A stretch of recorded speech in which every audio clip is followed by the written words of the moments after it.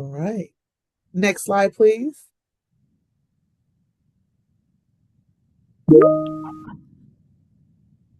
While we are waiting for folks to join us, we'll go ahead and get started. So in the chat, or you can come off mute, however you like.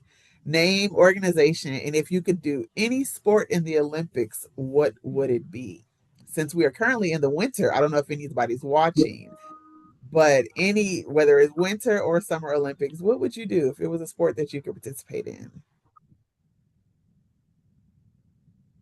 Break dancing,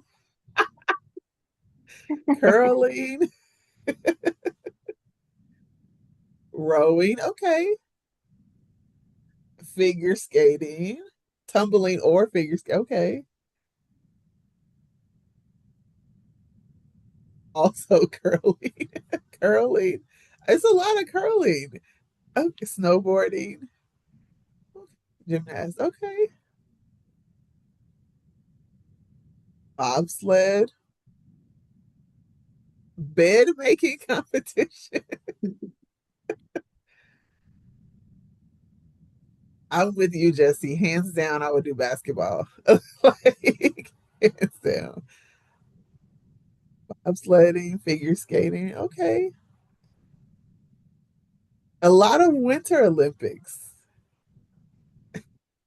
Synchronized swimming, soccer, snowman making competition. I like. Okay. Not a marathon. Yes, Erica. Hands down, anything but that. Unless they're like indoor marathons, but they're typically not. They're typically outdoors and it's always warm. So I think competitive eating should be considered for an Olympic sport. competitive eating. What would you have in this competitive eating? Like what foods would be on Well, the I mean, typically, the Coney Island thing is it's hot dogs, which okay, would not be okay, my choice, but that's the thing. okay, okay.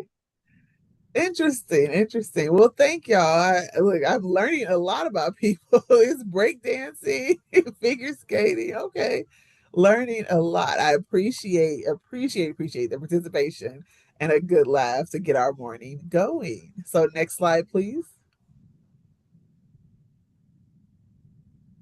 So why we're here today, as you all know, we do our TSLs either monthly, every other month, and we enjoy gathering, having conversations, addressing any questions, concerns, and allowing you the time to have peer-to-peer learning amongst you and your fellow grantees. So for this meeting, our objectives are to share activity timelines and updates. There will be a statewide month of action announcement. Engage in a peer learning session to exchange some feedback, talk about your grant experience. We'll go over some sustainability and some moving forward, and we'll also talk about some opportunities for collaboration. Next slide, please. Here's our agenda. We've done our welcome and our warm up. We're reviewing our agenda. We'll jump into a grantee spotlight. Then we'll have the Youth Collab, talk about the Youth Summit. We'll have our statewide month of action announcement. We'll jump right into another grantee spotlight. Then we'll take a break. Then we'll move into some sustainability activities, a grantee spotlight, breakout groups. So you all have some time together. And then we'll do announcements and updates. Next slide, please. And I will hand it over to Jesse. Thanks, Jeanette. Yeah, just excited to this is the last of our grantee spotlights, and so for today we're going to kickstart today's webinar with the Lu Mong Center, Cultural Center. So I'll pass it off to the team. Next slide, please.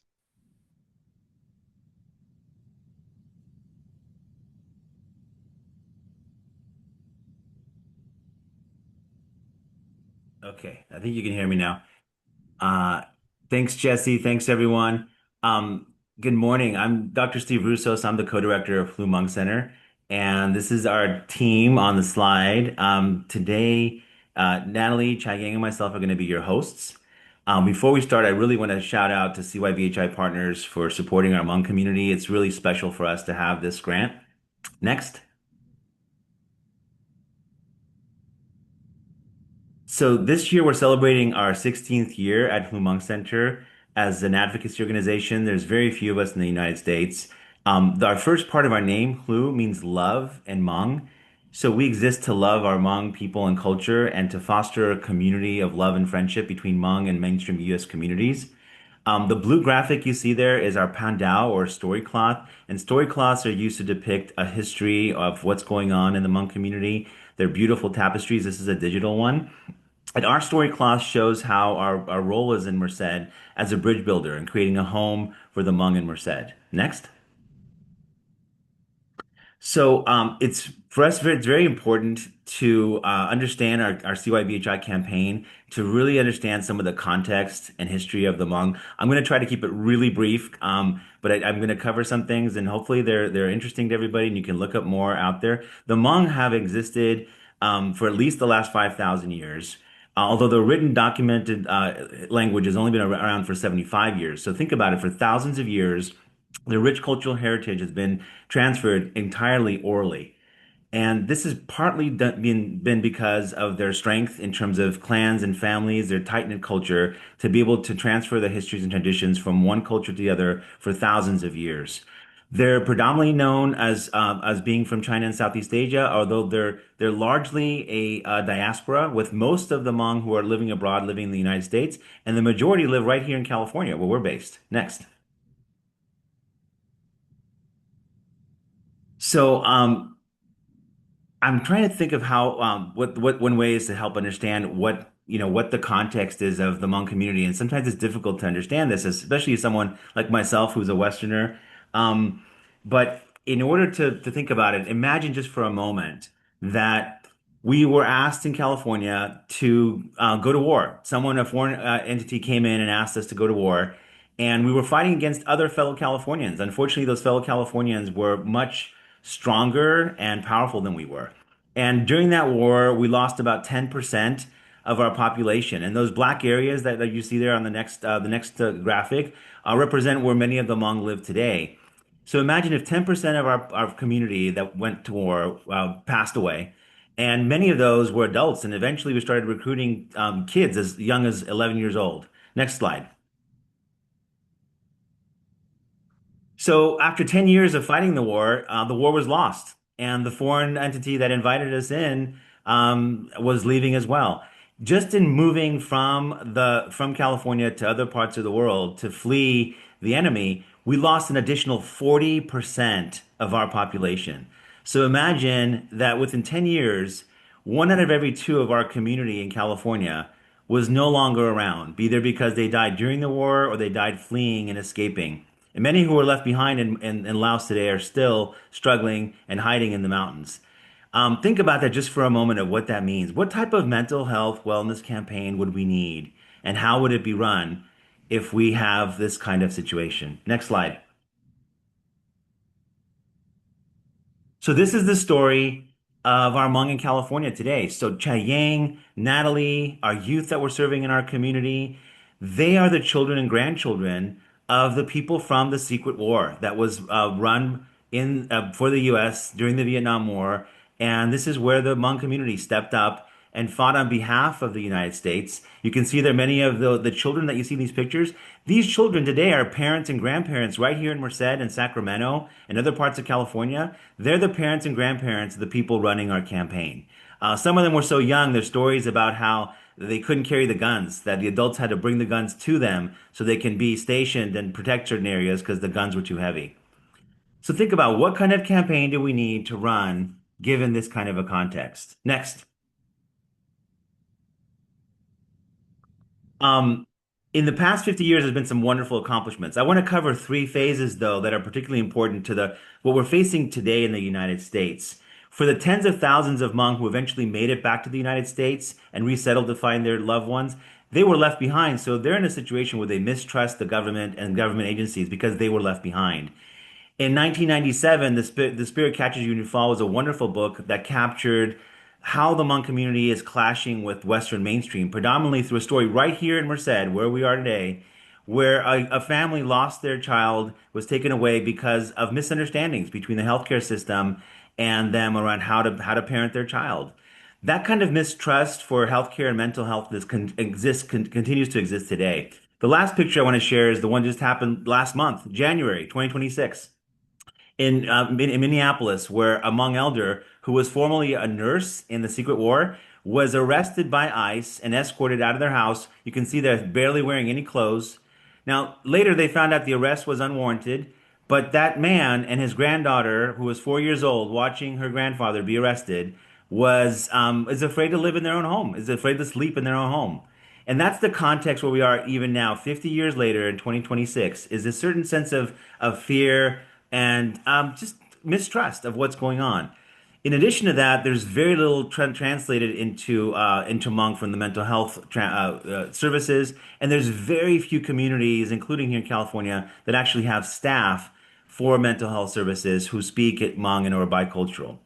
So within that context, I'm going to pass it over to Chang Yang. That's the context of how we're framing a campaign and what we're trying to do given that situation. Chang Yang, next.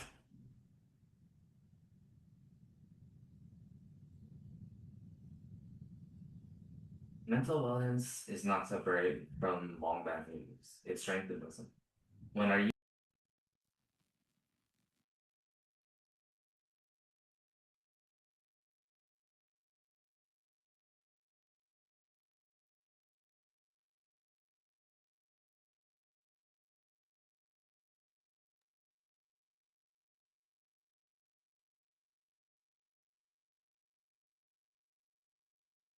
We don't hear anyone. I think we lost Hello. audio. Can you hear me now? Yeah, Yes. now we Oh, can. okay, sorry. Oop, let me start over. A little Um, choppy. But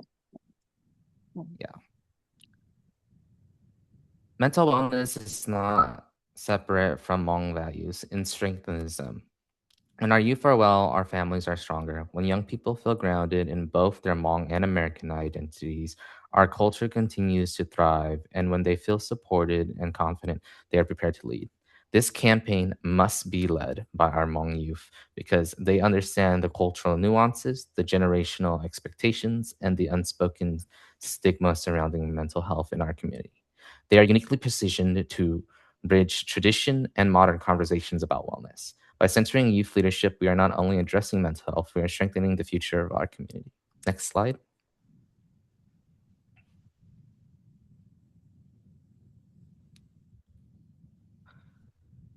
Here in this slide, you can see our current campaign logo. It is pronounced Long Hao Xie and Hmong, meaning change within the heart. This was crafted by our Hmong youths themselves. This name really resonated deeply, echoing their lived experiences and bravely navigating cultural stigma, general expectations, and often their painful struggle of discussing mental health within the community itself.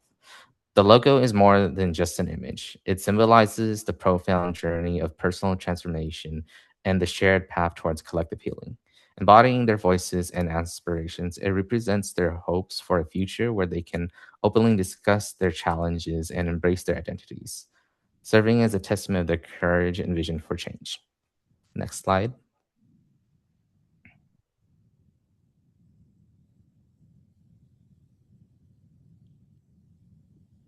Through these heartfelt conversations with youth, three core themes emerged: advocacy, wellness, and culture.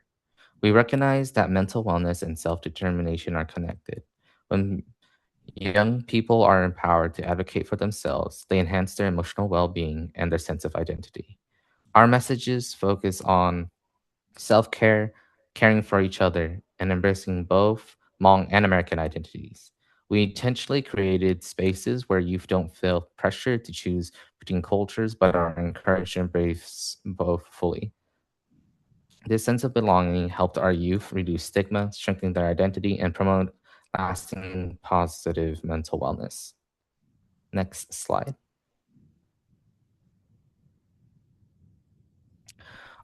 Our campaign operates through two key areas: the Youth Council and the Youth Group, using four engagement strategies to drive our mission. We have small groups offering safe spaces for open conversations about identity and stigma, and our larger events that aim to normalize mental health discussions in public settings, while also inviting our families, and our elders to also participate and collaborate with the youth. We also use social media to promote positive messages and easy access to resources, and youth led planning, keeping the initiatives culturally relevant and grounded in real experiences. The Youth Council comprises of 9 dedicated leaders, which is the heart of our operations. They meet regularly to plan and coordinate with a strong focus on wellness. Mental health is wellness into everything we do, emphasized through emotional check ins and open conversations. The council collaborates closely with the youth group to turn insights into actions, fostering leadership, development, and shared responsibilities. This ensures that our impact reaches beyond the grant period while supporting everyone's well being. Next slide.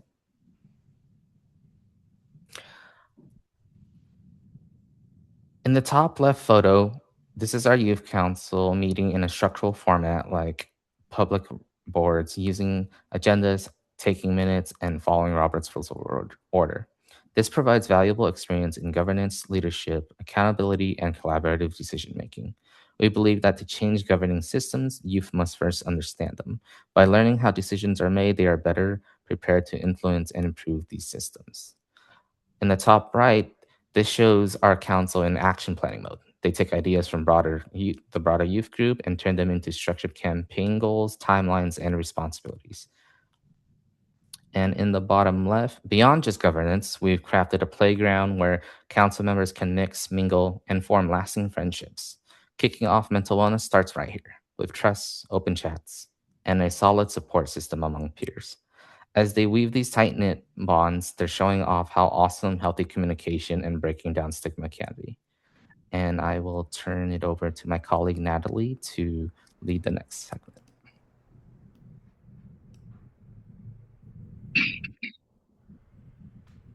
Next slide, please.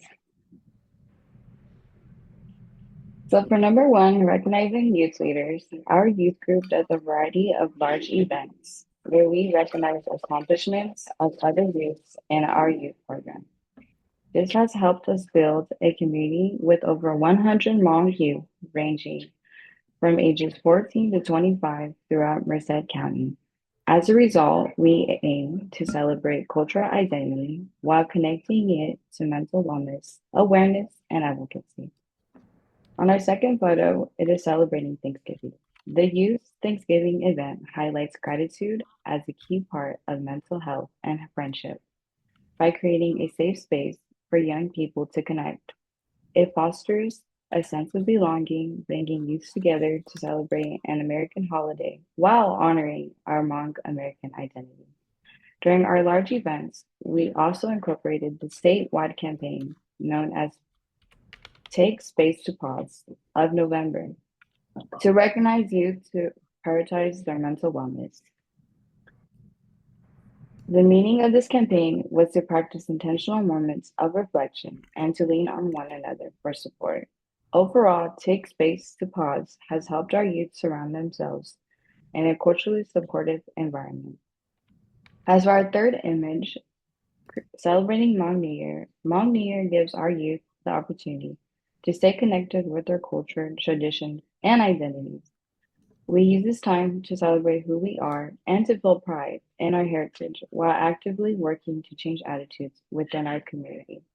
We want our youth to come to our open spaces where mental wellness is not seen as a disease, but as an important part of their daily lives, where their emotions and feelings are validated, regardless of what they are going through. Next slide, please.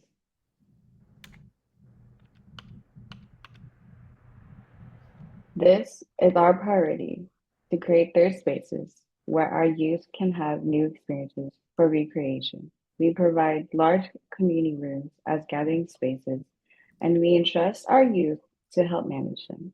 It's a place our youth can intentionally go at any given time, somewhere they can truly call home. On our first picture of bonding through outdoors, it is where youth build resilience by promoting wellness that supports personal growth and unity. By engaging together in these third spaces, youth strengthen both their individual well being and their relationships with one another, reducing feelings of isolation within the youth group. Second, we have youth community hours, where it says friends through crafting. Youth community hours provide a space where young Hmong individuals feel heard and valued, empowering positive change in their community. We aim to give them a healthy outlet to decompress, to talk openly, and to support one another by encouraging them to address their needs. Third is celebrating Christmas together. Our youth organize a Christmas event on their own, demonstrating peer leadership by creating joy and a welcoming environment through activities. They believe it is important to build a culture where young people feel confident, supported, and actively involved within their community. Next slide.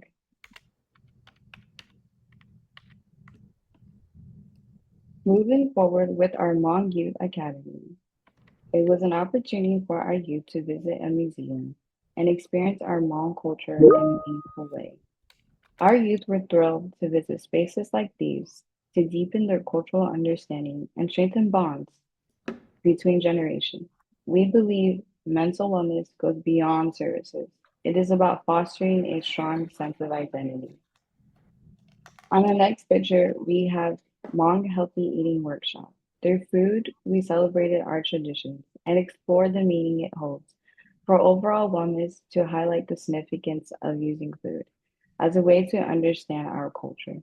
Nutrition is essential for mental wellness as it helps boost mood, our energy, and stress management, while still respecting and celebrating cultural food traditions to enhance overall health. Lastly, upon our events, it is our Hmong language program. It provides a welcoming, judgment-free environment where people of all ages can come together to learn Hmong. This helps youth anxiety when speaking with their family members. We aim to create an intergenerational space where our youth can help shape an environment rooted in trust, connection, and cultural pride. It is our goal for our youth to feel understood and comfortable speaking Hmong without feeling setbacks to support their self-esteem and to build emotional balance. I will now pass it back to our director, Steve, to close us out on our presentation. Next slide. Thanks, Natalie. All right, well, I'm going to wrap it up. There is something we want to share, and this is a bit of a lesson and outcome. I'd almost say a secret that wasn't really shared so far in what we covered. And that was the ability to let youth, give the flexibility for youth to change. The program itself is not a static intervention. It's a dynamic intervention. In the first year, our youth were actually asked to follow the original grant proposal, which was to borrow off an existing campaign called Many Hands that was addressing racism and hate against the Hmong community. That had some engagement, but it wasn't really true to what youth were about. Within the end of the year, going into second year, you'll see they changed to something called CRISE. C is Southeast Asian Youth. And our youth began to identify with that because that is the commonly used term, Southeast Asian, to classify many dozen minority Asian groups that don't fit under the easy Asian American category. Now that was exciting. It definitely got our youth moving. We had greater youth leadership. There was true identity. But what happened as we moved towards the end of our second year is our youth themselves realized that most of the activities and most of the participants were Hmong. And our initial intent for the entire campaign was focused on being Hmong. It wasn't easy for us to think about a campaign that was going to be Hmong and Filipino, Hmong and Laotian. So as we moved into the second end of the second year to the third year, that's where we are now. And that has shown the greatest engagement and the greatest leadership among our youth. It was choosing their own Hmong identity, and that led to the leadership that we have today and is likely going to continue. I just want to encourage others to think about that because many times we think about our programs as static and fixed. And really, what was the real gift for CYBHI for us is this ability to evolve and get to where we are today. Next slide. So next steps are really growth and sustainability. We have some amazing momentum. We're so thankful of having a chance to use the campaign to establish this foundation. We're going to be continuing weekly activities during weeknights and weekends. We have our Hmong American Day, our third annual happening this May. It's a huge event. We welcome everyone to come to Merced. Looking into school partnerships, our language program, our youth academy. Those are programs that can be integrated within our schools, probably for contract or a fee for service to help us with sustainability. And we're looking at the application that's coming up now. Hopefully others are as well with Hakai and the certified wellness coaches. We think that's a real opportunity to get our Hmong youth involved within our schools and community.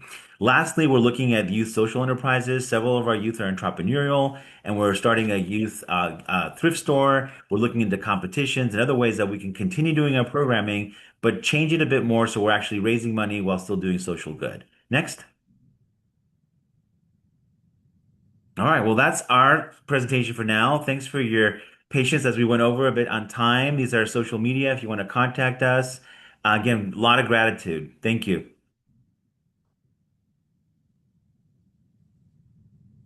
Awesome. Thank you, everyone, for your presentation. I think we are going to go and pass it over to Jeanette. Thanks, Jesse. Yeah, and thank you and congrats to the Lu Hmong Center team.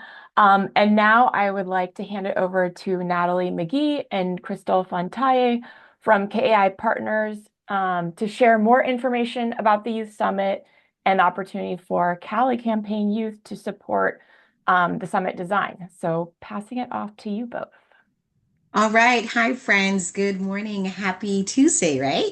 I'm Natalie McGee in partnership with PHI. We are collaborating and we are pulling together with the CYBHI Cali Spring Convening 2026, the YCL Youth Summit. So I'm going to be talking about the Youth Summit portion and really the Youth Summit that we are envisioning and that we are fastly planning with joy. It's really a gathering. It's more than just a conference. It's a movement in motion. And so the Youth Summit convening is looking to bring together our youth grantees, our youth leaders, and partners from across California, not just to report on the progress of the individual campaigns, the CALI campaigns, and how it has resonated in your unique communities, but also to celebrate it, to build on it, and to look at how we carry it forward. And so we are sharing what's working. We hope to have the youth be honest about challenges that they face, challenges that they've overcome based on campaign, and really strengthening the relationships that make this Cali campaign network so powerful. We don't want young people to just attend. We want them to lead. So this is very much about youth voice, youth leadership, and youth being centered at every level in this conversation, in this youth summit, in the decisions, and in envisioning what comes next with behavioral health across the state. We really feel like kind of to the presentation with the Hmong community and the youth and all they're doing, our youth are the architects of our community healing. They are the ones that are going to envision what healing looks like in the next phases. And so that's what we're calling for. The CYBHI Cali network has been fueling that work, and the convening is an opportunity to pause and honor that work as well as continue to amplify it. So the CYBHI Youth Collab with the Take Space to Pause program across the state, with the tools built and the lessons learned and the lives touched, we now want, again, the youth to come forward and lead and be the community of change and the center of the change. And, the prevailing question is how do we make this work resonate and last? The summit is going to be a platform for their voice, looking for them to engage and strengthen and learn about all the different things they're doing, and really just to continue to expand that youth network. So with that being said, I'm going to pass it off to my colleague, Crystal, to take us a little further in showcasing our call for grantee youth to come and join us in the planning of the CYBHI Youth Summit. Thanks, Natalie. Good morning, everyone. So now that you know what we're aiming to achieve with this summit, we want you to know that there's an important voice that we need to hear from, and that is the Cali Campaign Youth. This summit is, again, like to Natalie's point, it's not something that just needs their presence on the day of, but it actually needs their mark on it. And so that's why we personally want to invite all of the youth grantees to join us for an exclusive youth summit planning session that we have with the Youth Collab members happening this week on Thursday, February 26th, from 4 to 5:30 p.m. And this is really an opportunity for the CALI grantee youth, and the Youth Collab members to co-create together. Long before the event is actually taking place. The CALI grantee youth will have a direct role in shaping the summit's programming and activities and creating moments that will matter to the young people across California that are able to attend. In fact, as part of the planning, some of the youth may even play a role in leading some of those summit activities on the day of, showcasing some of their talents and or sharing their perspectives on critical topics around behavioral health. And so we want fresh ideas, we want fresh energy, and we want their vision to build what this summit will become. So if you are on the call as a CALI grantee youth, or you work alongside CALI grantee youth who should be a part of this, please let them know about this planning session, have them mark their calendars, share this with the youth, and then have them ready to collaborate. You can email us to get the meeting link at yclsupport@kaipartners.com. If for some reason your youth cannot make it, or if you are a youth that cannot attend, please just email us so we can get you involved and find a place for you. And the last thing I want to mention is that, before we wrap up, that the Youth Summit is really going to be a space where young people's voices are the foundation from start to finish. It's really unique in that this is going to be a special place where youth are actually encouraged to lead and the adults are invited to truly listen. If you are a grantee or a partner, and we want to just remind you that you are a part of something much bigger. You're helping to change the landscape of youth behavioral health in California, and what you do truly matters. And by helping us get the CALI grantee youth involved, the summit will be even stronger just because it will be purely built by youth. So we hope to see youth from your organizations attend on the 26th. If you do have any questions, please let us know. I know PHI is a huge resource for you. But yeah, thank you so much for the opportunity, and we hope to see your youth there. Thank you. Thank you. Thank you. Thank you. We've dropped the email in the chat. We emailed you all yesterday. You have a copy of the flyer that you're asked to please, please, please share with your youth. And looking forward to the outcome of this. I will now hand it over to Amber. All right, so next, I'm excited to welcome Rescue Agency, who will walk us through the statewide month of action and what this opportunity means for your campaigns and communities.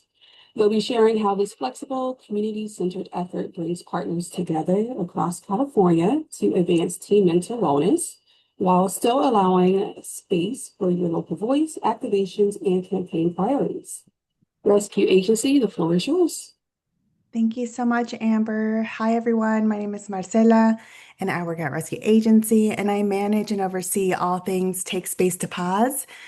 I've talked to many of you, and I really do want to just commend you for this, the last statewide month of action. You all did a phenomenal job. We received your surveys, we received photos, and we saw what you all did in the community, and we just want to applaud your efforts because this is all for the better of youth mental health. So thank you so much. And we want to tell you about what's on the horizon. There is another statewide month of action happening this upcoming May to coincide with May Mental Health Awareness Month.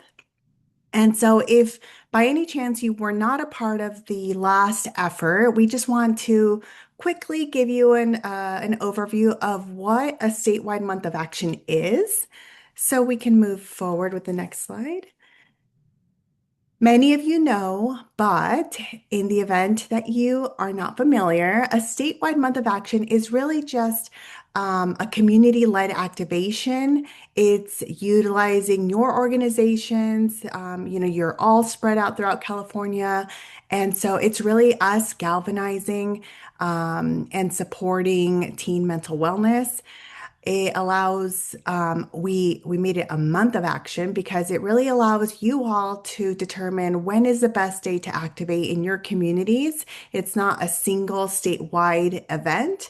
It's bi-directional and it's really meant to be collaborative. So it's rooted in Take Space to Pause, the statewide campaign, but it really empowers you all to promote your own campaigns in the community while also receiving support from the statewide effort. And really, it's just uniting all of us because we all have that shared goal of increasing behavioral health literacy and reducing the stigma around mental health, youth mental health. So that's really what it is. But as we look forward to this upcoming spring, in observance, we can move on to the next slide. In observance of May being Mental Health Awareness Month, you all of the CALI grantees will be invited to choose from 2 statewide month of action opportunities. So we're not going to execute in the same fashion where you receive an event in a box. You will have the opportunity to select what works best for you. So whether that's an in-person activation, many of you were hosting workshops, which were really great. Some of you were at farmers markets or at several or different events in your community. That works great. If you want to do the same thing, wonderful. Or if bandwidth is an issue for any reason, you can also participate with digital engagement. We are fully aware that the convening is around the same time period. So if a digital opportunity works best for you for the second time around, that's also great. So this approach really allows for you all to participate in ways that feel relevant to you and your community, and it really allows you to take the reins. So if we move on to the next slide, let me walk you through the 2 opportunities. So opportunity 1 is a social media activation, and opportunity 2 is a grantee-led in-person activation. For opportunity 2, you will have the option, we're going to distribute a survey, and you will have the option to select whether you would like a print replenishment. If you recall, you received a lot of Take Space to Pause materials. This time around, we will be providing you with, the things that work best for you. So we're really looking for your guidance to let us know, whether it was the postcards or the posters or the pause plans or whatever it may be, maybe it was just the incentives, the little stress balls. Whatever it may be, you let us know what you need. Again, we will not be providing an event in a box. It will be more so just Take Space to Pause print material replenishments. And if we move on to the next slide, we can dive a little bit deeper on what opportunity 1 looks like. So for those of you that may want to do the social media activation, what this looks like is really you all creating 1 or 2 short phone recorded videos. So if you are a part of the January TSL, you may have heard my counterpart Brian share the selfie train. The selfie. It was more like a best practices on how to record how teens can record themselves doing selfie videos. So we really want to leverage that training and have you all create 1 or 2 short videos featuring youth that you work with in the community and talk about mental wellness, pausing, or any help seeking guidance. From the recent training, we will provide prompts. So if that's easier, sometimes we know it's hard to get started on a video. So Rescue will provide several prompts for your youth to get started on recording their selfie videos. And then from that point forward, once your videos are ready, the hope is that you are ready to share with the masses on social media and tag. We will also provide recommended hashtags so that you can tag Take Space to Pause, CYBHI, Mental Health Awareness Month, so on and so forth. So if this looks like something you may want to do, we will provide more details on how to get started, including prompts, recommended hashtags, recommended time frame for posting. Although it is a month-long statewide month of action, it is our goal to amplify your content through the Take Space to Pause social media handles. So there will be a time frame in which, if you would like your videos amplified, we would love to do so, but it will require you to do it probably the first half of the month so that we have ample time to put it into our ed calendars and blast it out to the masses. So that's what opportunity one looks like. Opportunity two, we can move on to the next one. So, opportunity two is an in-person activation with a print replenishment. So, like I mentioned, if you all have a standing workshop that you would like to, if you all have a standing workshop or have an event like a farmer's market, or if you partner with other local organizations, many of you actually did partner with other local organizations, which was fantastic. We would encourage you to still do that. There is nothing better than connecting with the people in your community and just having that face-to-face interaction. So if that is something that you wish to do, that's great. So you can plan to do that. And if you want any Take Space to Pause materials, like such as the pause plans or the resources, stickers, postcards, even the little stress balls, we're happy to replenish any materials you think were popular, anything that you think your local community would like. So again, a survey will be distributed so that you all can tell us what you need if this is the direction you wish to go. So again, you have two opportunities. One is a social media activation using that selfie video training that we shared with you all last month during the January TSL, or you can be in person in your communities, face to face with your community members and educating them about your efforts along with sharing Take Space to Pause materials.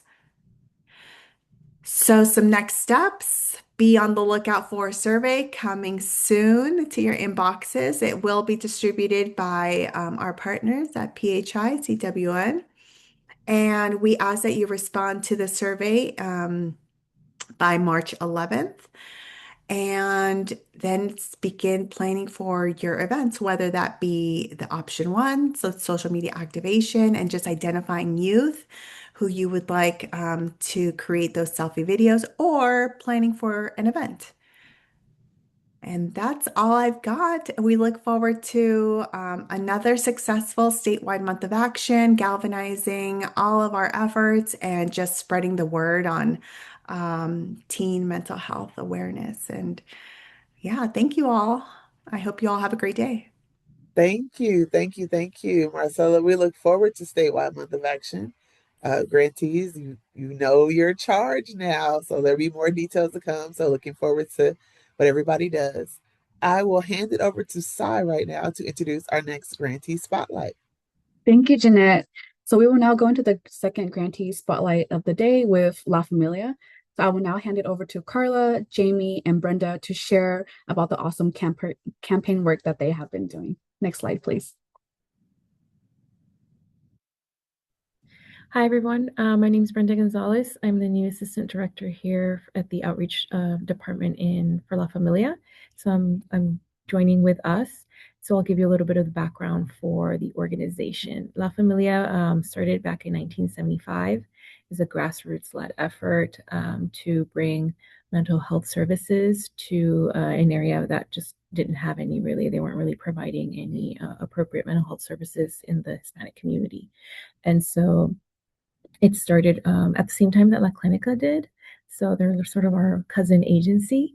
And through the years, we've grown. We partnered with Regional Center and we started offering services for the developmental disabilities community as well. And now we are in Oakland. We're in all over Alameda County. We have some programs in Contra Costa as well. Most of what we did originally was outpatient services, but we also offer AOD services as well in Oakland. We have partners and staff at school sites.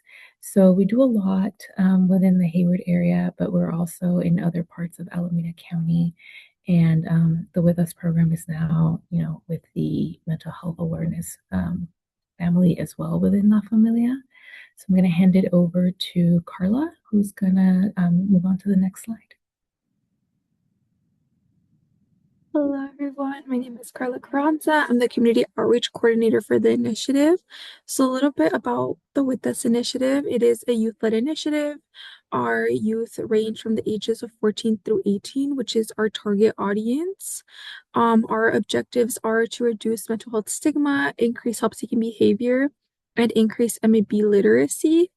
Our specific target is the community of Hayward, but we do sometimes extend our outreach efforts within Alameda County.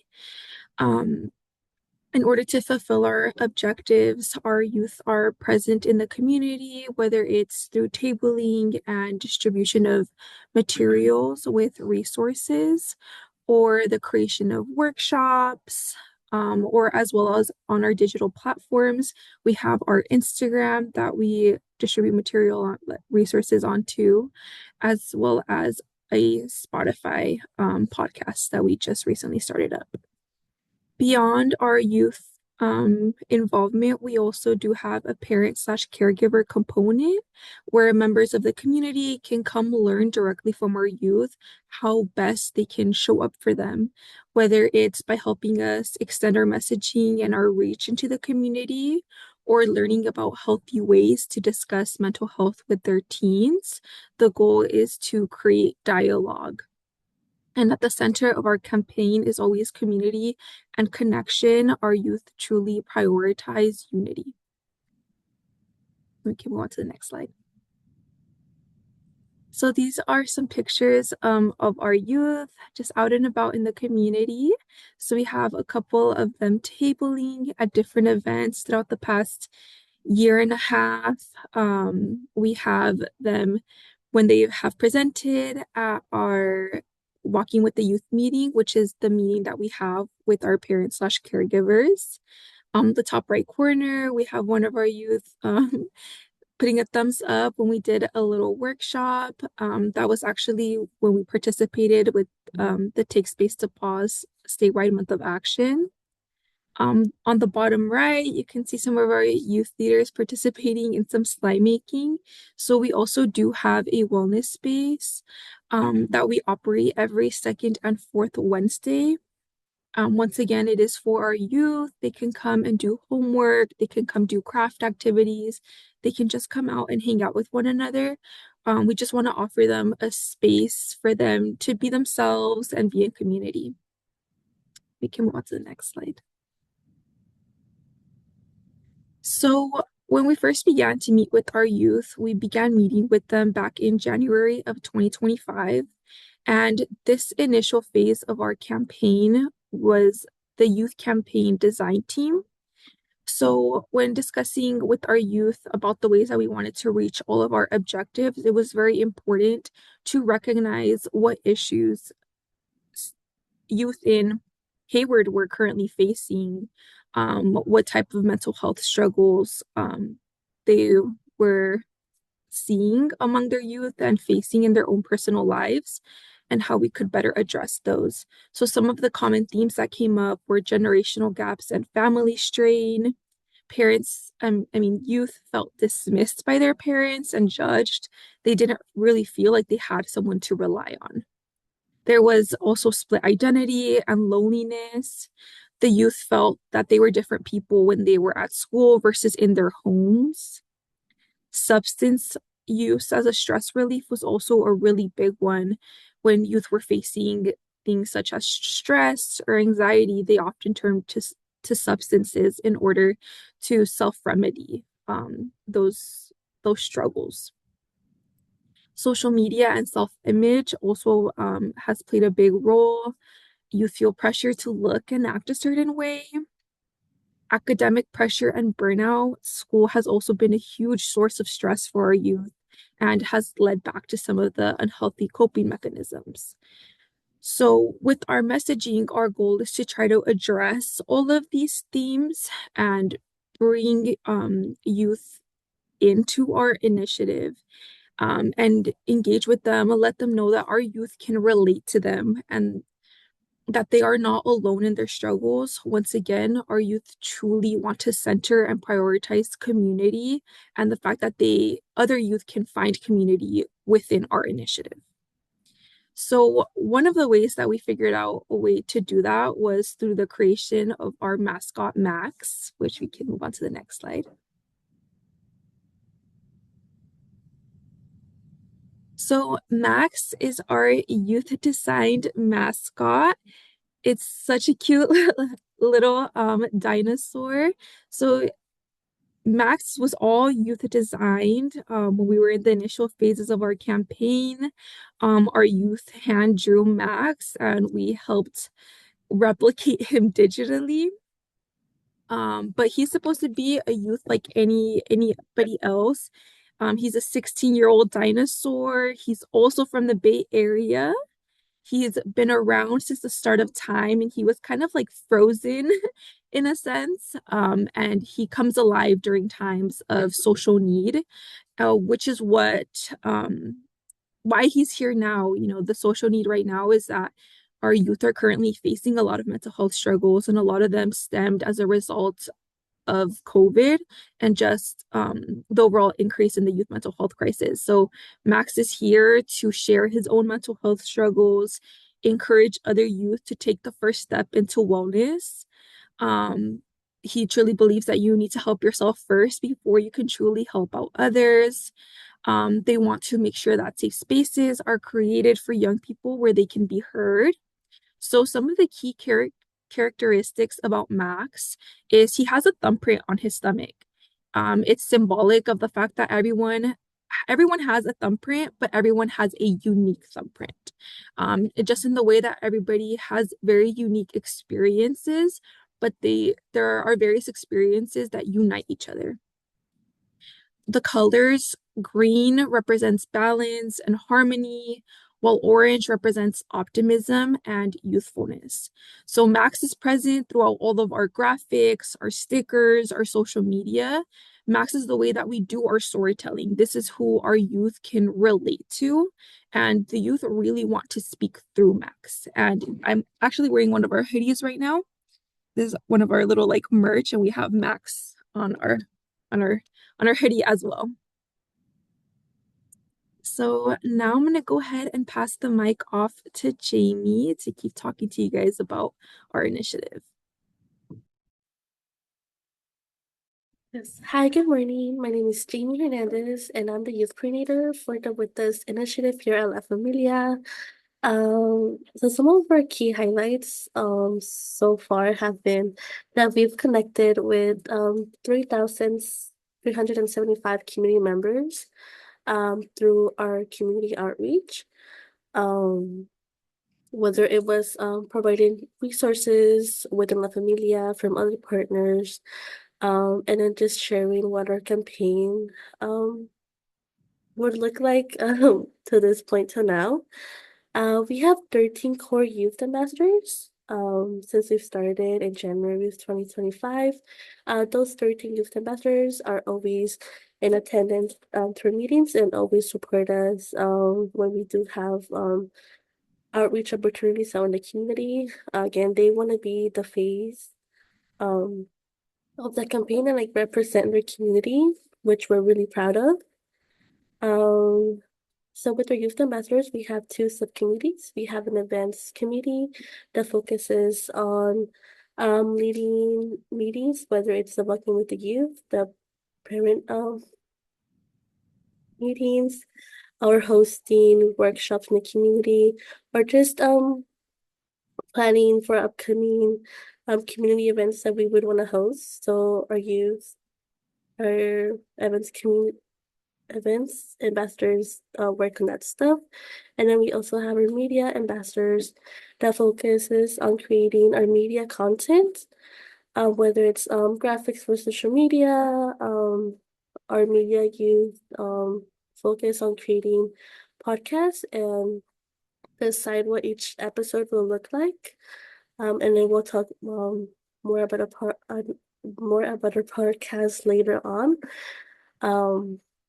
But they do again all of the media stuff, taking pictures, editing videos, and putting stuff out there for our Instagram. Again, since 2025, we've hosted 10 wellness and skill building workshops. It was very important to us to get our youth ready and be prepared when we do community outreach. So we hosted community outreach workshops, how to host community events and how to plan for an event, how to create graphics for social media. So we had a Canva training where we focused on how to create those graphics for social media and like be appealing. We hosted a public speaking workshop for youth, and then we also partnered up with someone from our agency La Familia to host Latino focused mental health workshops just because a lot of our youth are Latinos, and there's still like a lot of stigma that surrounds Latino households. So we were able to do that with them. We also do our wellness lounge, like Carla mentioned, at our site every second and fourth Wednesday of the month. And then we can go to the next slide. Our Spotify, our podcast, sorry, is called Healing with Us. So, Healing with Us, again, created by youth and chosen by youth. Then we can go to the next slide. Hey, if you guys look us up on podcasts, this is what our podcast channel will look like. So it's Healing with Us, information about what the podcast is about. Our youth created a sort of preview episodes, so people and youth could see like what our upcoming episodes will look like. And then our first official episode was posted in early January. Our youth collected personal experiences through a Google survey at their schools, asking about 4 to 5 personal questions where they could share their stories and experiences regarding mental health, questions like what was the last time you felt alone, where they talked about those experiences, their own experiences, and just a space where they can relate to each other, therefore creating a safer space and allowing other youth in the community to enter the space of our witness initiative. And we could go to the next slide. So this is a clip of the podcast. If we can go ahead and play it. It's not comfortable at all. Like, no, yeah, you're not gonna just come to a place or to someone and feel like ready to speak about it, depending on how you feel speaking about your own personal things.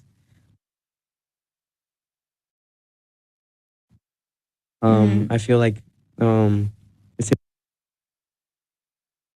important and like know your limits and your boundaries, but it's also okay to step out a little bit of your comfort zone and reach out to anyone, to someone, to either professional or to a friend, and the opposite. Like if you want to go help someone or refer someone to someone, be the friend that you say the truth to. Like you don't sugarcoat things. If you know that the person needs help, then I mean, obviously keep it respectful, but like refer them to someone. Yeah, no, just be that person that if that person needs help, like be that person for them. Like you don't want that person struggling if you see them struggling. Like if anything, you want to help them out and be that person for them. And if oh well, maybe you don't give the best advice, like I said, like just refer them to where they will be comfortable. Yeah. Yes, so those were two of our youth ambassadors, Ruby and Emiliano, and we could go to the next slide. It's not comfortable. Yes, so this is our Instagram. If you look us up on Instagram, we are with us initiative. Our account was created by our youth in June of last year. We've created testimonies with our youth, campaign messaging that we put out, and we do a lot of like monthly recap of events that we table at or host throughout the month. And then we also when we participated in the take take space to pause campaign, we also posted a lot of those graphics into our social media. We also have a link tree where you can find more information. But if you guys have the time, just look us up and feel free to look at our youth testimonials, where they share their experiences with the group, and also their own like mental health experiences. And we can go to the next slide.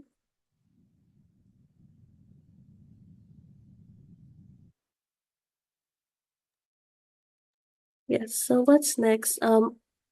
Our youth are still also currently working on hand drawing posters for our campaign. So we are working with the youth on that. After that's over though, we are going to be focusing on the advocacy aspect of our campaign. With our posters, and once we get more swag, we want to be out in the community distributing out the material and want to grow our presence more in our community in Hayward, especially within Alameda County overall. And you can go to the next slide. So I want to say thank you. I think we went a little bit over time, so I do apologize. If you guys have any questions about any of the things we talked about, feel free to reach out to me, Carla, or Brenda, our supervisor. Thank you, thank you, all. thank you. We greatly appreciate you. Learned a lot about your organization. You have their contact information if you'd like to get in touch or learn any more. I will hand it over to Emily, who will take us into the next segment. Thanks, Jeanette. So we're going to move into a break, but before we do that, we're just going to do a quick grounding, breathing exercise. That's a meditation, another meditation video that was created by the Thrive Together campaign. So I will have Diana start that video, and feel free to turn your cameras off, close your eyes, and listen to this guided meditation. Hi there, and welcome back to the Thrive Together Mental Wellness Campaign. Today, we're building on the skills you learned with the grounding breath exercise. This practice is designed to help you reconnect with the present moment when your mind feels scattered or overwhelmed. Let's begin by finding a comfortable position, whether sitting, standing, or lying down. Take a deep breath in through your nose, and as you exhale, gently close your eyes or soften your gaze.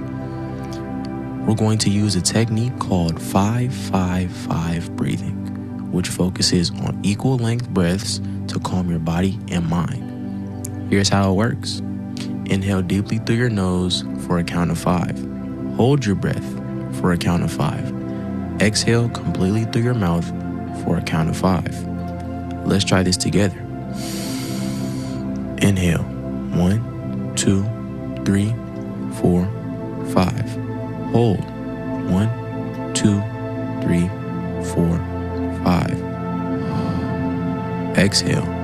1, 2, 3, 4, 5. Notice how your body feels as you repeat this cycle. Imagine stress leaving your body with each exhale and calm filling your body with each inhale. Take one more deep cycle at your own pace. Grounding breaths like these can help you find balance during a tough moment or a busy day. Keep practicing, and remember, Every small step you take towards wellness makes a difference.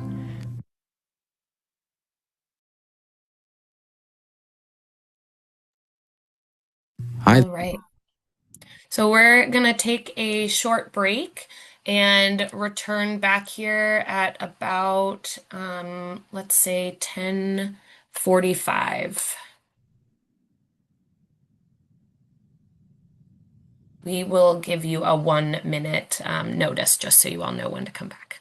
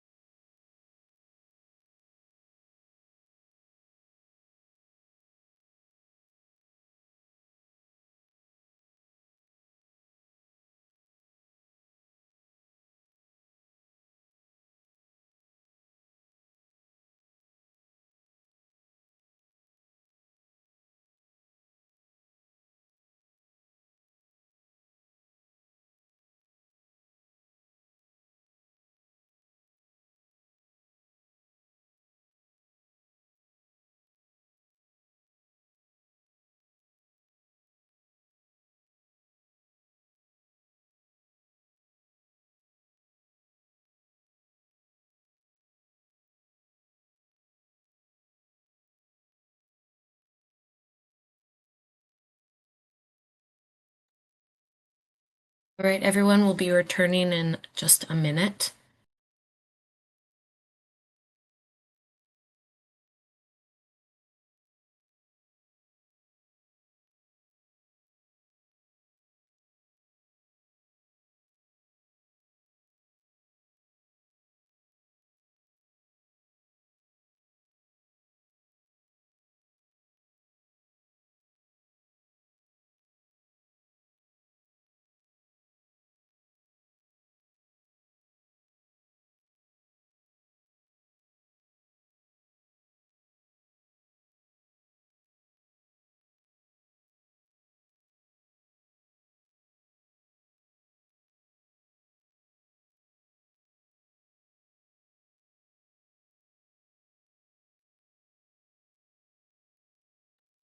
We coming back at 44 or 45? Just want to make sure.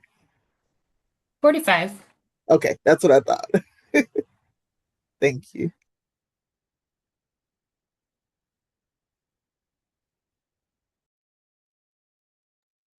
All right. We hope everyone enjoyed their break, actually got from your desk, walked to the kitchen, whatever you needed to do, got some blood circulating, and we will continue on. So I will now hand it over to Erica, who will do our sustainability activity and a worksheet.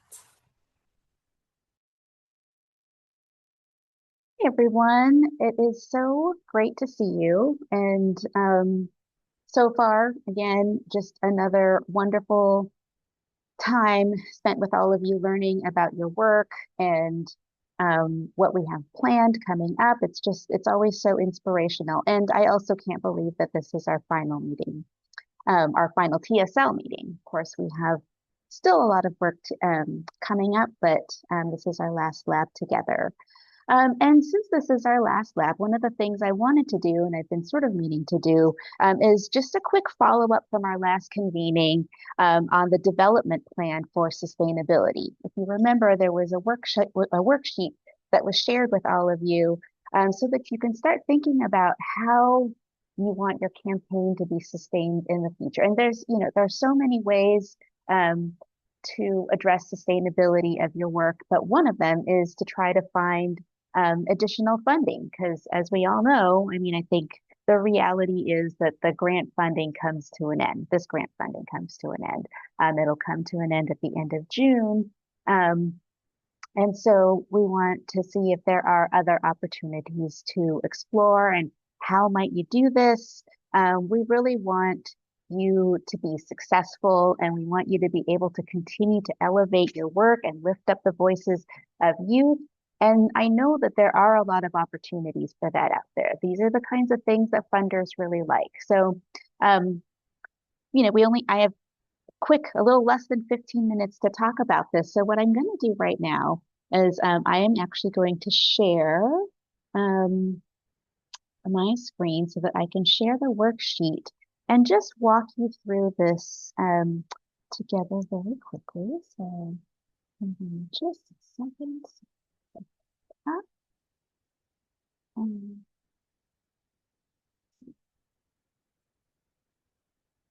Okay.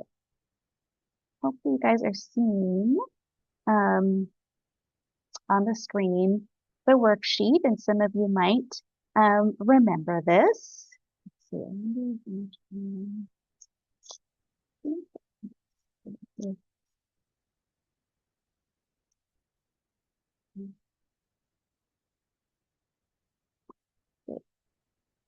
Oh, this is a little bit better.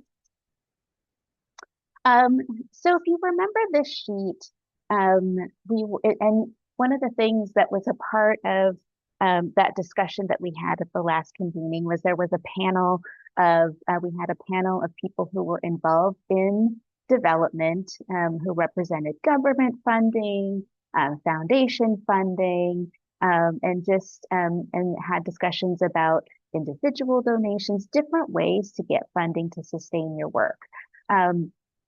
And you can actually still access that discussion on our website. But we didn't have much time to go through this worksheet. And so what I will also do is I will link a copy of this worksheet in the chat. after I'm done so that you all have a copy of this. And you can start working on it. And perhaps you might even be able to discuss some of this in our breakout session today.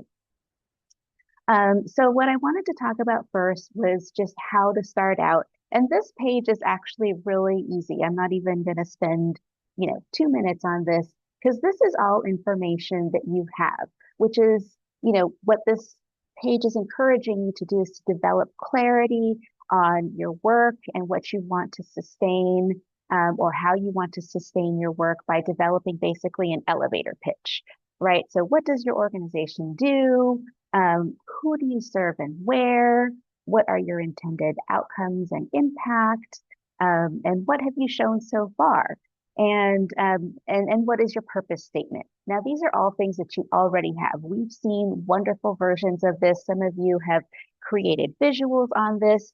So really what I want to emphasize about this, rather than going through the mechanics of each of this, because you all are very savvy and sophisticated and creative, it's just when you think about this, think about who your audience is, right? Think of this in terms of the audience that you want to get funding from, right? So how would you communicate this information that you have to a foundation? How would you communicate this to a potential donor? How would you communicate this to a government entity? So the audience for this is your funder. And these, funders are very different. Funders receive messages in different ways. So that's where I'm going to actually go to the next page here.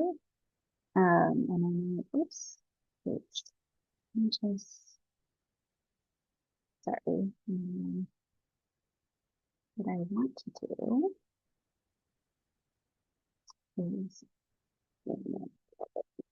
so on this page, and I think you remember seeing this too, these are the funding categories at a glance. And so when I'm talking about potential audiences, I'm talking about the orange bar up here. These are the different possible funders. And again, I'm not going to go through all of this. Right now, your funding comes from a government agency, right? It comes from CDPH, Office of Health Equity. A lot of you probably have funding from foundations. Something unique to consider, if you remember, and some of you have, I know you are pursuing this, but we also had this presentation at our last convening, which was with HCI, but they were talking about more of the opportunity to use, to get, to partner with them to, in order to do a fee for service. So it's kind of a combination of these first two areas, right? Being a wellness coach or being able to offer services through schools or partnering in schools to offer services. So that's kind of a combination of government and program service fees or fee for service, which some of you might be familiar with, or maybe you're already doing that there and this is something you want to enhance. So some of the things to consider is, what are the common motivations? So how are you going to create your message that we talked about, or later an action plan based on the motivations of these different funders? Another thing to take a look at is, what are your assets? What are the assets and capabilities of the type of funding, and what are your assets and capabilities in regards to that? So this is another row to really emphasize. And then what are the natural matches? So based on the types of funding, like government, program service fees, there are certain natural matches for the types of work that they're looking for. So for example, you'll see here, these are the typical things that government entities and agencies look to fund. When we're talking about fee for service type of things, these are the kinds of things that you might, maybe you're a federally qualified health center. So, and that will enable you to access CalAIM or Medi-Cal to partner with, to be able to provide some services, or privately, right? And then we have other areas here under foundations and donors. And so you can get more funding. You'll have more freedom to do things like advocacy if you go through a private funder, and you might have a little bit more freedom with innovation sometimes when you go through a private funder. So these are the kinds of things, like depending on what you want to do, what is your next step with your campaign? How do you want to elevate your campaign in different ways? How do you want to build on what you've already done? And so that's where it's good to try to find a match with a funder. And then finally, the last thing I want to talk about is this action plan cycle. So let me zoom out again a little bit. And again, I'm not going to provide too many details except to say that you have a planning sheet here that you can use to think about what is your plan to get that funding. And so I will send you a blank one, but I sort of filled it with some examples of what you might put in there. You know, who's responsible. Usually if you have an executive director, it's their job to get in front of these funders, at least initially. But maybe with the director, you might want to bring one of your youth advocates or one of your youth leaders, or maybe the director goes first and then the follow-up meeting is with one of your youth advocacy groups or youth advisory groups. But it might be setting a goal of meeting with 3 new funders to discuss concepts for funding, and then meet with 3 current or former funders for renewal or additional funding. So those are different things that you can think about. Another, like developing a video to showcase your work and accomplishments. And think about what you're already developing here, right? It's like you're all working on a participatory learning project.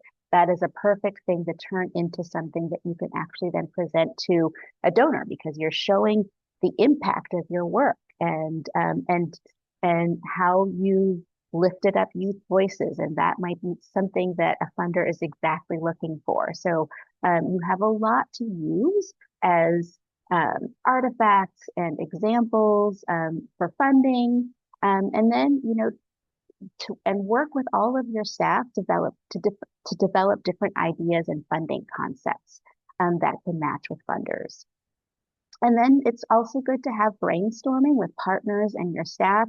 So here are some conversation starters to have with your staff, your partners, your volunteers, your youth.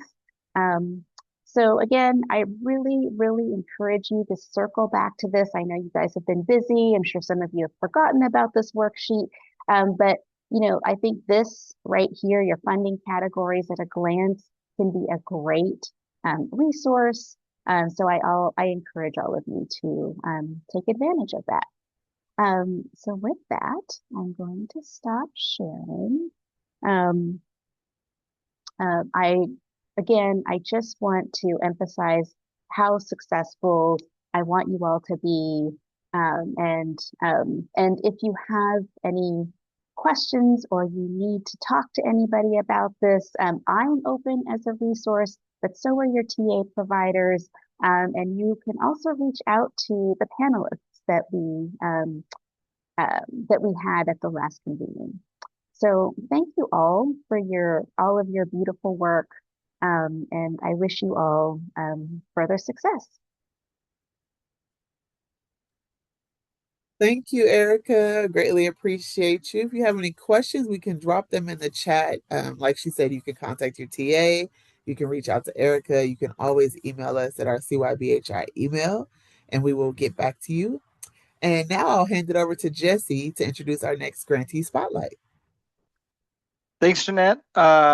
Excited to save the best for last. The last grantee of the last grantee spotlight of all of our TSLs. So I'm going to hand it over to the San Joaquin Pride team. Thank you, Jesse. Hi, everybody. I'm John Alita. I'm the executive director of the San Joaquin Pride Center. You have not seen me on here before, probably, so I just wanted to introduce myself. And I think we have a presentation ready to go. If someone could go to the first slide. So I already made my introductions. I'll let the other staff go ahead and introduce themselves. Hey team, I'm Philip Britton. I use he, they pronouns, and I am the Director of Communities and Programs. Communities, just the one community, and programs at the San Joaquin Pride Center. And I'll popcorn to Diana. Good morning, everybody. I'm Diana Sandoval. I'm the Youth Outreach Coordinator here at the San Joaquin Pride Center, and I use she, her, ea pronouns. Great. And next slide, please. So I want to tell you a little bit about the San Joaquin Pride Center and what we do and how our work is impacting a little bit our community. So we have been around for about 14 years and we serve all of San Joaquin County. So that's close to 800,000 residents. We are, I think, one of only two nonprofits that specifically serves the LGBT plus community here. And so we are in a lot of demand because there's not a lot of other resources here specifically for our community. What we do is we have several areas that we work in not, including the CYBHI work. We also have mental health counseling. So we have an associate clinician here.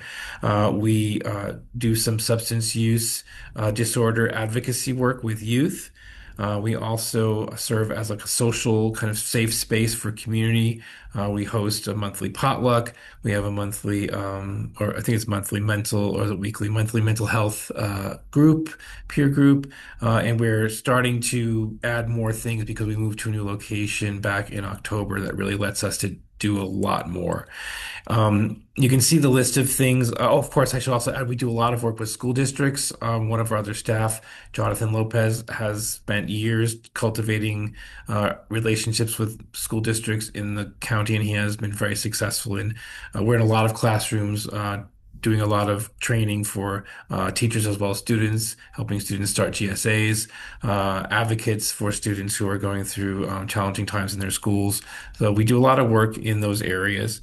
And then, of course, we have the work that we do through CYBHI. So I'm going to, that's kind of what the bulk of this presentation is about. So I will, let Diana and Philip tell you more about that. I do want to say one of the things I wanted to share is some of the things that we're seeing here that have been really impactful to me personally. We have been seeing a lot of folks come in for help that we didn't always used to provide or do it as well, but really that's the area we're moving into now for example, we've helped some recent transplants, older couple from San Diego find medical care here, get their Medi-Cal transitioned over from San Diego, provided them food resources. We had another young couple come in who were facing housing insecurity. We were able to find them places in a local program. And so we're really seeing a lot more of that kind of interest and kind of need from the community. And it's just been really great to be able to start to provide that service and those services in more volume to people. So with that, I will pass it on to, I believe Diana has the next slide. She can talk to you a little bit about. Yes, thank you. So what does CYBHI look like for us at the San Joaquin Pride Center? The first and biggest thing that we do is that the Rainbow Youth Alliance, that has 10 plus members now, which originally started with 4, is our Youth Advisory Council. They help us they assist us in helping with programs, giving us feedback, being the number one go-to youth that we're saying hey, this isn't working. Do you mind helping us figure out a way to make this work? The biggest project that they help us with is the Let Me Be Perfectly Queer zine, which you can kind of see to the left. Sorry, I don't know my left and rights. But it is a tiny little magazine that has different experiences, profiles. It also includes our mental health exercises that we do every single time we meet. So we meet regularly on Monday evenings, and we start the meeting with a mental health exercise. Our most recent one was Meme Match, where I asked all the youth to find a meme and have 3 minutes to find a meme and find one that reflects how they're feeling, how their outlook for the week. And Philip just put into the chat our latest zine, which is actually our biggest zine yet. I think it is up to 50 pages. So we're getting pretty bulky for all the right reasons. We also provide cultural diversity and awareness trainings in both English and Spanish. We also make these accessible by making sure that they're also available for virtually in our link tree, which if you scan that QR code, you'll be able to access. But let me also pop it in the chat real quick. And that also gives you a link to all of our previous zines as well. We also do Pride Club support and resources. We drop off donuts and lumpia to Pride Clubs for club recruitment. We also provide resources and supplies for any events that they're hosting. We understand that there is a monetary get like barrier when it comes to pride clubs, because often they're the least funded and least donated to. So we try to fill that gap by making sure they have the resources and supplies they need to one, keep the pride club going, but also to make sure that people in the club feel seen and welcomed. We also provide monthly youth nights. We call them Spectrum Nights. Our most recent one was last Friday. It was really, really cool because it was pajama party themed. Everyone came in their PJs. I had like my little fuzzy pants on. There were stuffed animals. Everyone left with a decorated mirror that they could make, and also a little self-care goodie bag that has like cuticle oil in it, a nail file. There was like shower steamer, cute little lip gloss or chapstick, depending on what you were most comfortable with. It was really, really cool, and it was funny because also all the parents came in and they were like, I want one too. So there's plenty of love felt by everyone when they come into this space. It's really, really fun. We also do our annual Youth Empowerment Summit. So this is actually a a partial youth-led summit in which the youth are able to teach their skills to others, but also learn about other skills through adults and other community organizations. Our most recent one was the theme was Radical Joy. You can kind of see the logo in the back of the little photo at the bottom. It was an amalgamation of all of our flags in different shapes. And it was really, really cool because it was super subtle. And even when we were picking up like the shirts and the swag, there were people at the t-shirt shop that were like, hey, I recognize my flag in this. This is super subtle. Can I print one? And we were like, of course you can. So like I said, the love spreads and it is felt everywhere we go. One of the biggest things that I do is doing rural community outreach, specifically in farmers markets and public libraries. So there are, because San Joaquin County is growing, there's a lot of unincorporated communities in these rural spots. So what I try to do is I show up in these spaces, just ready to answer all the hard and awkward questions, but also with all the love and support to those who are open to it. So I actually have a pride party that I'm going to be going to at a public library in the upcoming Pride Month. So I'm super excited for that. And it's always really, really cool and welcoming. And it's always the parents who are like, I didn't realize these resources were available for people all the way out here. And we're just like, yep, we are here for you and everybody. We also provide virtual, no insurance needed counseling to absolutely everyone in the LGBT community, but also our youth communities as well. That includes parents, that includes other counselors, it includes teachers. Answering all those hard, awkward questions that most people are like, I don't know where to go, or I don't want to rely on the internet, or I don't want to offend my kid when I ask them about these things. We provide a safe space with our associate clinician, and we are basically just like, hey, lay it on us, we're ready. And then we also have contracts with the San Joaquin County Office of Education and Tracy Unified School Districts, and are able to, one, advocate for LGBT affirming education and resources and support in these spaces, but we are also able to provide on-site counseling for individuals through our counseling. So we're able to be a support service for counselors inside schools to make sure that those counselors, one, learn and develop the skills so that they have LGBT affirming counseling, but also are able to answer all the questions. And I know that was a long spiel, so I'm going to hand it over to Philip. Actually, no, because you're doing the next slide too. Ha ha ha ha ha. Oh, I was going to say next slide, please. So impact and outreach, we make our resources accessible with mass distribution of our materials and creating non-judgmental spaces that I previously mentioned. This includes farmers markets, parent cafes, public libraries, our on-site counseling that is also accessible virtually. But so far we've distributed more than 400 physical copies of our zine. There have been more than 200 digital views. We've been to more than 55 outreach events just within the past, I would say, 8 months, more than 50 school visits, and about 40 and counting youth council meetings that we have gathered mental health exercises from, and that we've just created peer support through. And just throughout the entire process, we've reached over 2,000 individuals. And this number is exponentially growing every single day. I think even when we put this slide together, we're probably around 600 physical copies that are distributed across San Joaquin County, with the fact that I'm dealing with more empty boxes for all the good reasons now. So, but now I'll officially pass it over to Philip. Cool. Next slide, please. So, with the Rainbow Youth Alliance, one of the biggest things that one of the biggest outcomes was just increasing people's confidence. So, we do progress report chats every, I think, 6 months, and we're able to we ask them like the same 10 questions, and we're able to just measure like how are you feeling when you started, how are you feeling now. So, one of the questions that we asked is, do you feel equipped to help other LGBT plus youth in your community who might be struggling? And I pulled two quotes. Yes, this is most definitely this is mostly why I wanted to be part of the Rainbow Youth Alliance because I have a lot of friends. They're not super secure, which I understand. So now I'm trying to push them on the right path to show acceptance and tell them there is nothing wrong with them. I want to be involved so I can help them help. Sorry, I'm sorry. I want to be involved so I can help others be themselves. And here's another quote.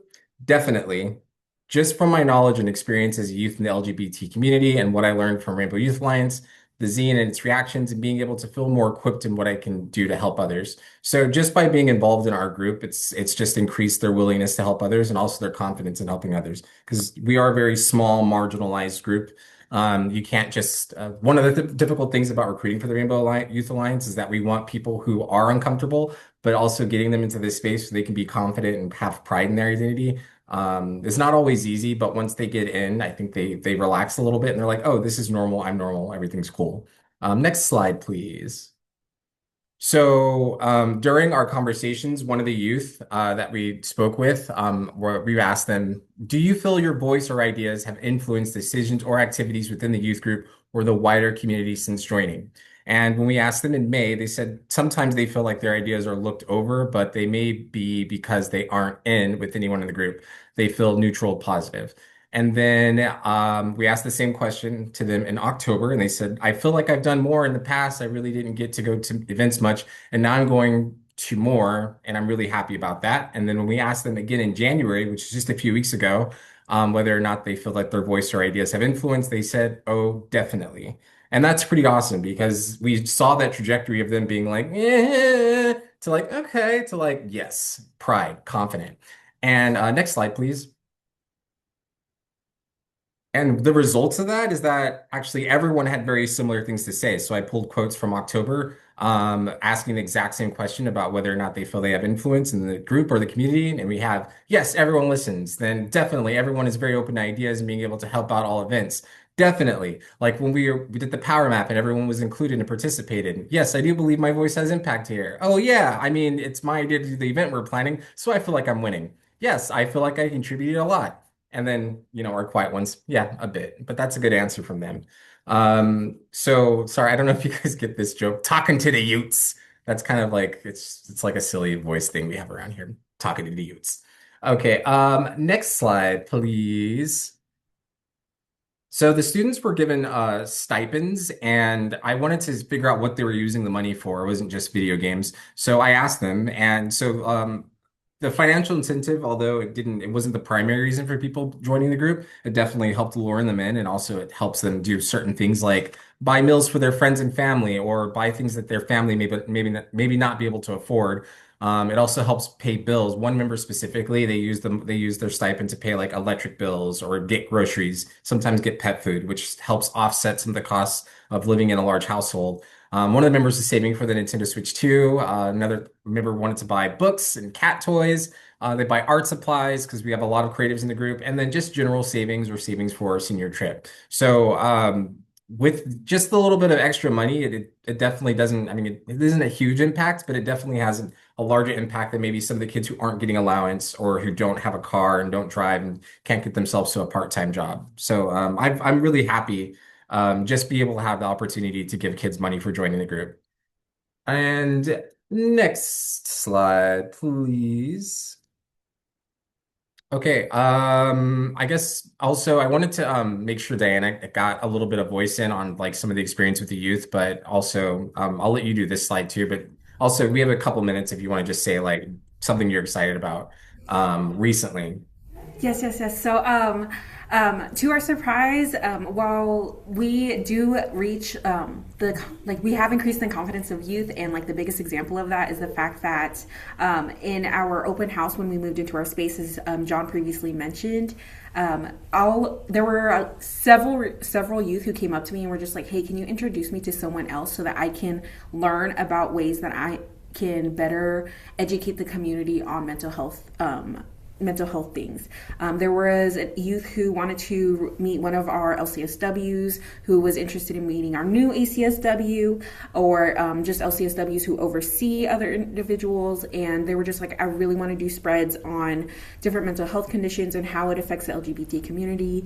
And there was another one who was just like, hey, I learned that I have this recent diagnosis. I really want to be able to connect with people and share education about this. And it was really powerful, and like it kind of made me tear up when they were asking me, because 6 months before that I tried getting them to make calls, and they did not want to make these calls because they were just scared to pick up a phone. It got to the point where I was like, okay, here's a script that we're going to practice together, and we're going to do a little reflection. And it was kind of that little nudge that I gave them, that they're able to kind of spiral and just be like, oh, this is actually a lot easier than I thought it was. And I was just like, yes, you have the capacity, you have the ability, you are 100% able to do this, and I believe in you so much. And I think just us being a little hype team for them was kind of all they needed, because they don't have a LGBT affirming hype team anywhere else where they're not having a focused lens on their identity. So that's just something that I absolutely love bragging about, because my kids are absolutely amazing, and I'm just so proud of the work that they're doing. But to also add to all of that, our biggest surprise was that parents and adults are our biggest audience of our zine, and they absolutely love being able to learn about the LGBT experience and not having to ask all the hard questions or worrying about offending anyone, because at the end of all of our zines there's an LGBT terminology section. Let me see if I can pull this one up. Ooh, this one. And it's just completely stocked full of different terminology. Our first scene mentioned like what lesbian versus gay is, and now it's to the point where we have so much terminology that we're spreading into, like, what does FTM mean? What does MTF mean? Why is there a difference? Why is it significant to acknowledge those two things? So we really never can underestimate the word of mouth and the micro community that is existing within these LGBT youth, because not only were we able to impact their communities, but we were also able to recruit and promote more because of the confidence that we were able to give these youth. People were bragging about it to other people, and it just grew, and it really was our love spreading through the people that we help and work with. So definitely community galvanization, especially when Tracy Unified School District tried to remove some of our services in their school. There was a time in which we had to kind of gather our troops and make sure that we were still able to provide LGBT affirming counseling and trainings to teachers and counselors when it was trying to be taken away from these youth, when it is really sometimes the only safe space for youth in these spaces to even learn about their identity or themselves. So this has grown into a beautiful beast that we didn't even realize could be. So I'll pass it back to Philip for our What's Next segment.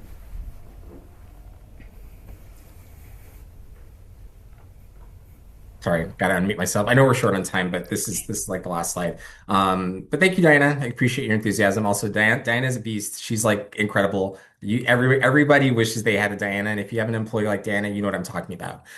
Okay, so keeping the zine aligned, what's next for us? The zine actually doesn't cost that much to produce. We already have Canva, and we have a like lifetime subscription to this flip booklet PDF website where it allows you to upload PDF books. So as long as people are willing to produce content for it, we can always keep the zine going, which is great. We're going to continue hosting events for our community and also hopefully get some more parent involvement. Encourage more collaboration, and especially within the queer community art space. We have this big, lovely space. I wish you all could see it, where we can actually host a lot of cool events. We're going to try to expand our publishing opportunities, which means bringing in community partners to put their articles in the zine, so they can either advertise things that they have going on, their programs, or if they're recruiting for youth groups, it'd be a great place for them to put things.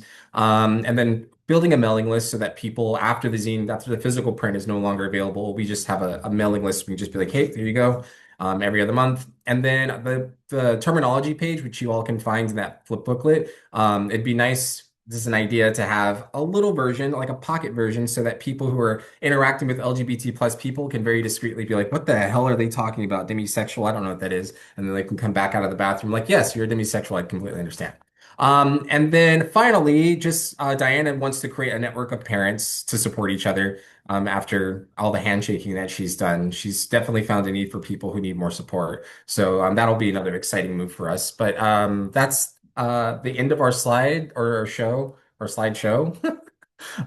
You can scan that QR code. I totally forgot what I put there, but y'all go ahead and scan it. It's not dangerous. And then our contact information is right there if you guys have any questions, comments, or you want to collaborate. But thank you so much for your time today, and we'll see you guys soon.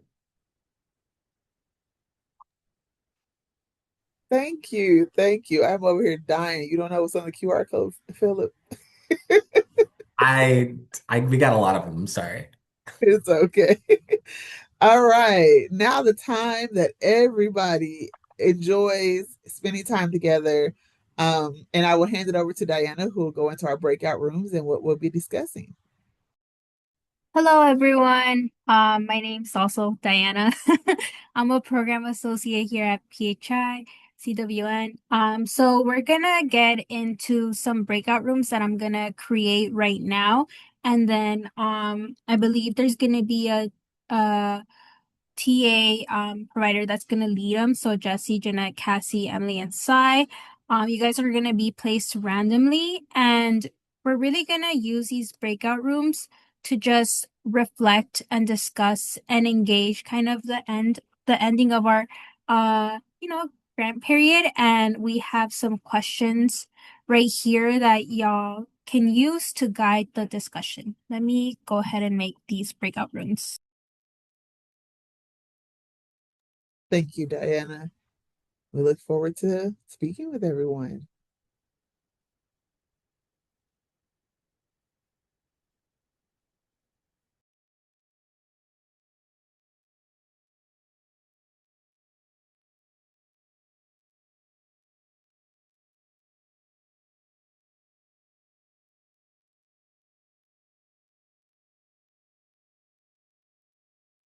So I opened the breakout rooms. Feel free to jump in.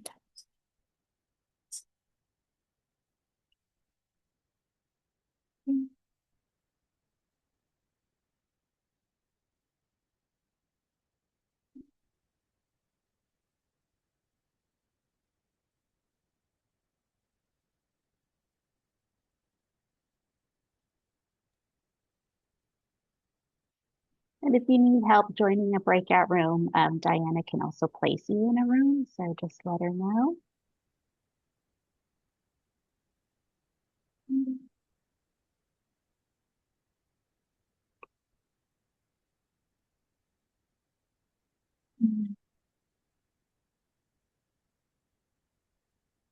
Put me in room 5.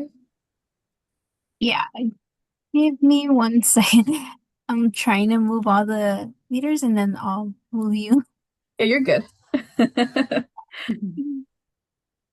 Okay, room 5, right there. And move Sai.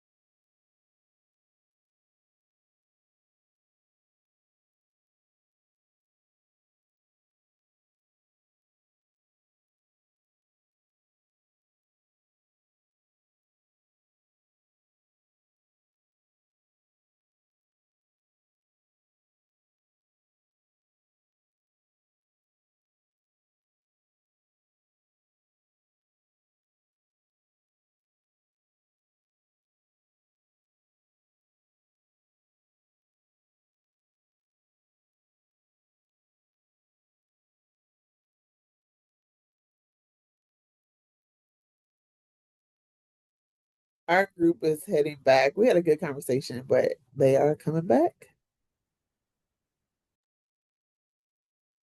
Right.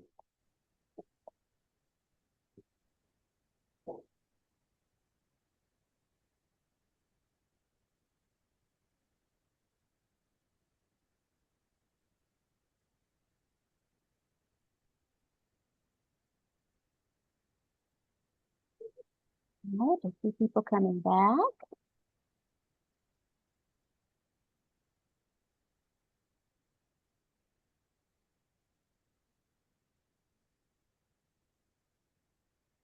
People popping back in.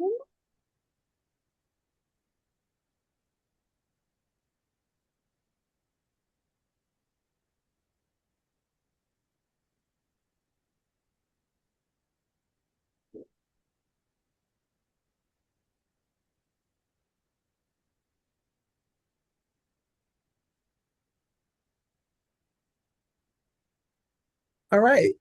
Looks like everyone has come and made it back to our main room. And I will hand it over to Erica. We're going to do our updates, announcements, and wrap up. Great. Thank you all. It seems like you guys had a great discussion.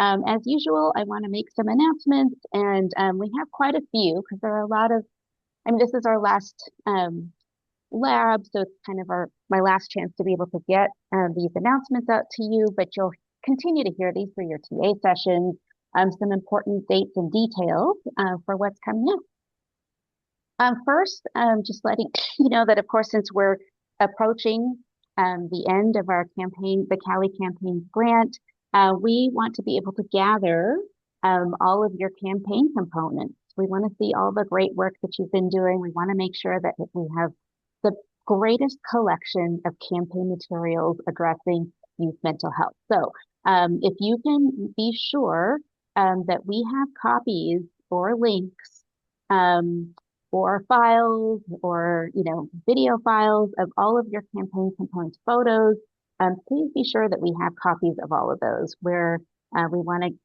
put them all in an organized place. We want to be able to continue to promote this. We also want to let our funders know all of the great work that you're doing too. So please start gathering all of your campaign materials and components and send them over to us. You can send them directly to your TA provider, and they'll know where to put it. And if you have any questions, just ask your TA provider. I know we have a lot of your materials already, but I'm sure there are other bits and pieces that we don't have yet. Also, we know that there may be some new pieces coming out between now and the end of the grant period. So just remember to send us copies of those. Next announcement is that as you all know by now, because I know you've all had communications with Sentient as well as Emily and Amanda and our research and evaluation team, but the outcome evaluation is due March 31st. But please reach out to Sentient or our evaluation team now if you need any help with your outcome evaluation. But I know you guys have already been working closely with them. Next, the final convening. You've heard about the Youth Summit, which is day 3 of the convening.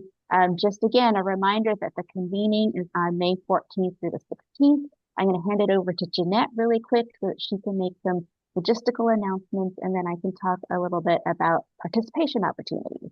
So Jeanette. All right. So this is our final convening, y'all. So we are excited.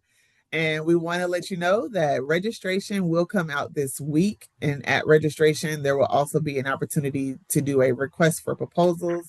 It will go into Erica will go into more details for those participation opportunities and some other ways that you can participate. Hotel is available. The last day to book your hotel room is April 22nd.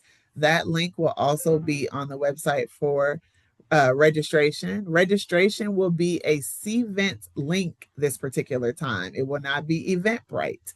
So on the CVent link, you will see a setup like a website. You'll have an agenda at a glance. You'll have registration. You'll have hotel information. Everything will be in one nice, seamless platform so that you're able to do everything on that particular website. So be on the lookout for it.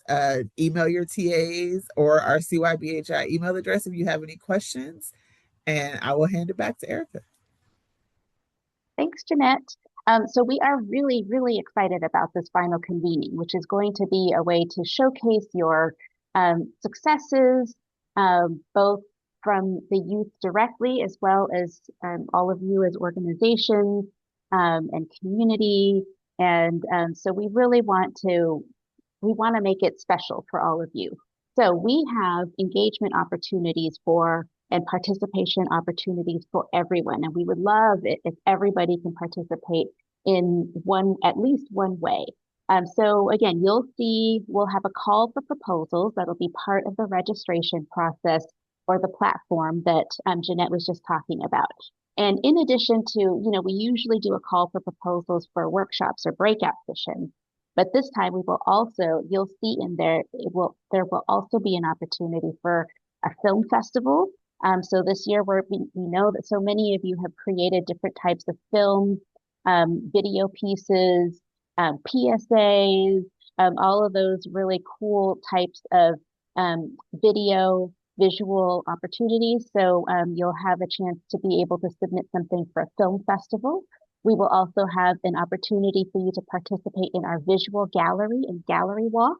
Many of you have a lot of visual pieces to your campaign. So that might be artwork, it might be a digital and interactive art. Maybe it's a sculpture, maybe it's photography, maybe it's pictures of a mural, but I know that there are a lot of visual pieces. So you will also have an opportunity to submit a proposal to participate in the visual gallery and gallery walk. And then finally, the Youth Summit breakout session, which you heard about earlier, but this is specifically for lifting up youth voices and for youth to have the opportunity to submit their own proposal in ways that they would like to speak out and talk about, speak out or sing or do poetry or present in any way, share knowledge, teach. But we want to make sure that we have an opportunity to center and elevate youth voices.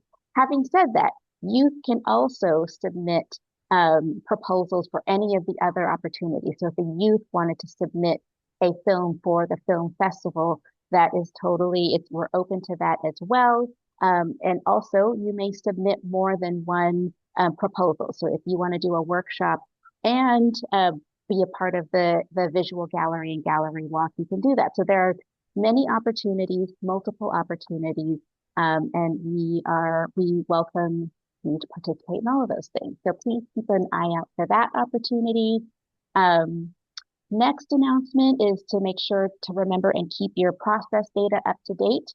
This is the data that you've seen on the dashboard. Again, we know that your work is so impactful, and so we just want to make sure that we're counting all the numbers that are a part of that, anywhere from likes to your posts to youth advisory meetings, all of the different events. We want to make sure that we're counting all of those things. So please keep the process data up to date. It already looks amazing. You have your participatory learning project, which is due on April 30th. We are really looking forward to that too. So these participatory learning project is basically your final report. It's the meat of the final report to us. We want to know, what happened? How did you do what you do? How was it experienced by youth? It's one thing, we know that these amazing things happened and we see the numbers, but what did that feel like? What was that experience for youth to be a part of this campaign? And that's really what the participatory learning project is about, the impact that it had on youth. A next reminder, I'll make this one quick. We already talked about it before, but remember to include proper attribution and fund acknowledgements on your materials. You already know how to do that. Project implementation, again, ends May 31st. So remember, it's for anything related to activities related to this project, this grant project must end by April 31st so that you have time to report. The final report is due to us June 5th. I know it seems like a quick turnaround, but you will get the template in plenty of time. So you can really start working on your final report prior to that. And And it's just an admin report and a financial report. So it should be very straightforward to do. And we will give you plenty of time for that. So those are the main announcements that I have. And so finally, I just want to say, if you want to go to the next slide very quickly. I'm sorry. I know some of you have to go. If you have to go, you can go. A quick announcement, and this is the only time that you'll hear this announcement here out loud, but this is the grantee-led Youth Mental Health Day at the Capitol. This will be on the morning of March 1st. It's with CALI campaign grantees and youth to emphasize the importance of reducing stigma associated with mental health, the purpose of this campaign, but we want to be able to communicate this to our representatives at the Capitol. And so we would like to help organize a day at the Capitol where you'll be able to express your appreciation to the legislators for their support in addressing this, but also to emphasize the importance of continuing to support youth mental health.